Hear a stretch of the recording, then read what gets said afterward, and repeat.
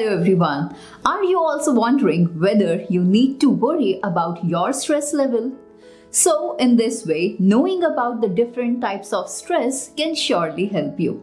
Now, the next question arises here. Why should you know about the types of stress?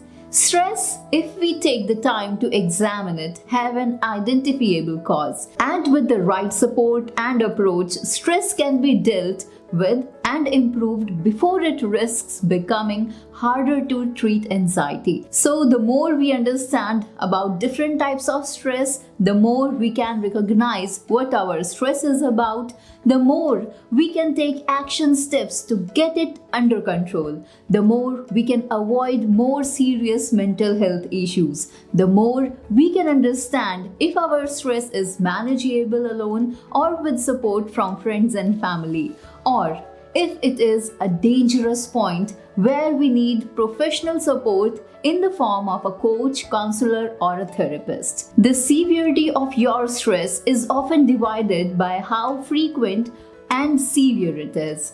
You will hear talk of general, chronic, and acute stress. General or daily stress means everyday life sometimes overwhelms us. Chronic stress is when the overwhelm is constant and ongoing or episodic. And acute stress means that the overwhelm affects our ability to cope. It can lead to a clinical diagnosis. So, what are the sources of our stress? Let us know about it. It can be easy to blame our stress on one place. It's work stress or it's a home stress. And of course, stress is not location bound. It tends to seep into all the areas of our life. If work is hard, we snap at our partner when we get home. Dr. Carl Albrecht, in his seminal book, Stress and the Manager, instead divided stress into time stress, anticipation stress, situation stress, and encounters stress. So the first one is time stress. Time stress would mean you tend to source your stress from not feeling on the top of the things.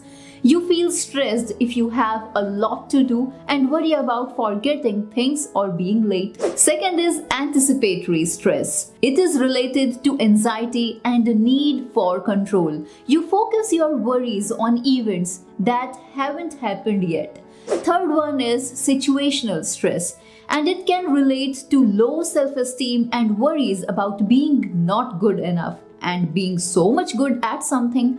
You are stressed by conflict and challenges. Fourth one is the encounter stress, and this would be the social stress. It is a stress that arises from relating, whether that is with a colleague, friend, or a family member. It can be connected to difficulties in understanding others. So now it's time to know about the way you manifest your stress. The different types of stress can also refer to the way you are manifesting the stress you are feeling. Some people have classic stress where they have busy thoughts and feeling tired. But some people might just have physical symptoms. They are convinced that they have everything under their control, for example, but their eating and sleeping habits have been shifted. They are overeating, waking up too early each morning. Let's take being in a car accident as a why to look at all the different ways stress can manifest. First is the physical stress. This can refer to the tension in our body from the accident or our injuries. But in psychology, it would refer to the ways your body continues to show signs of stress, even when you feel otherwise over the accident. For example, if you still have sleep issues, changes in the appetite, or constant headaches. Second is cognitive stress. Constantly rethinking about the accident and what you did or didn't do could be seen as cognitive stress. Here, cognitive refers to the thinking. Third one is emotional stress. If you have mood swings like anger and sadness that leave you struggling to cope, this would be the emotional stress. Fourth one is social stress. Social stress can arise if we now feel uncomfortable around others, we do not want their sympathy, or we are angry, they let us get into the car. Fifth one is the spiritual stress. This would be a way to describe the upset you that you are going through due to now questioning your previous spiritual beliefs. Is there really a God if bad things happen to you? After thinking about our manifest of stress, now let us talk about the clinical forms of stress. Now back to the acute stress that we have discussed earlier. This would mean that a very difficult experience has left you unable to cope, and it can lead to a mental health diagnosis of acute stress reaction. The requirements of a diagnosis of acute stress reaction can vary slightly depending on what country you are in and what medical manual your health practitioner uses. In many countries, the manual commonly referred to is the International Classification of Diseases. Currently, in its 10th version, ICD-10, put out by the World Health Organization, that is WHO. According to the ICD-10, an acute stress reaction means that within an hour of experiencing an exceptionally difficult mental or physical stressor, you may have symptoms like arousal symptoms that includes sweating, trembling, and heart palpitations, chest and abdominal symptoms like difficulty catching your breath, nausea or stomach upset, brain and mind symptoms like can't think straight, dizzy and fearful, and tension symptoms like tight muscles, jumpy and restlessness. It is classified as severe if you also experience 4 or more serious symptoms like social withdrawal, aggression, anger, despair, overwhelming grief, or inappropriate behavior,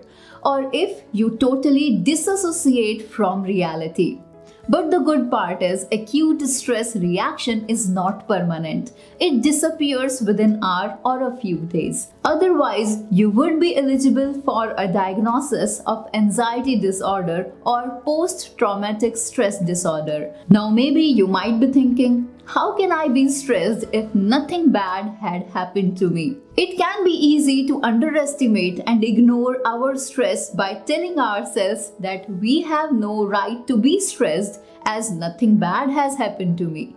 But keep in mind that stress doesn't arise from just our direct experiences.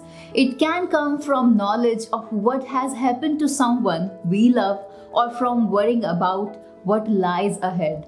We are stressed as our child got bullied, or because we know we are going to be made redundant when our company shuts down in a few months. So it is equally important for you to know how therapy can really help with stress. Well, you do not have to be at a crisis point to seek talk therapy for stress. Sometimes the very act of being able to voice what is upsetting us to someone who is not invested or won't judge can be a tremendous relief.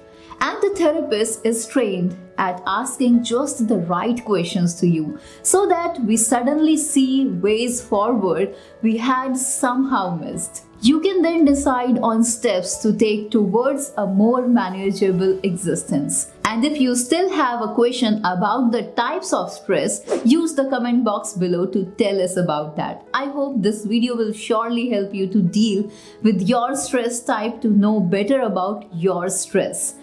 Well, see you soon in a very new video with some more topics like this. This is Divya from Tegonity Academy. We'll see you soon in a very new video. Till then, goodbye. Take care.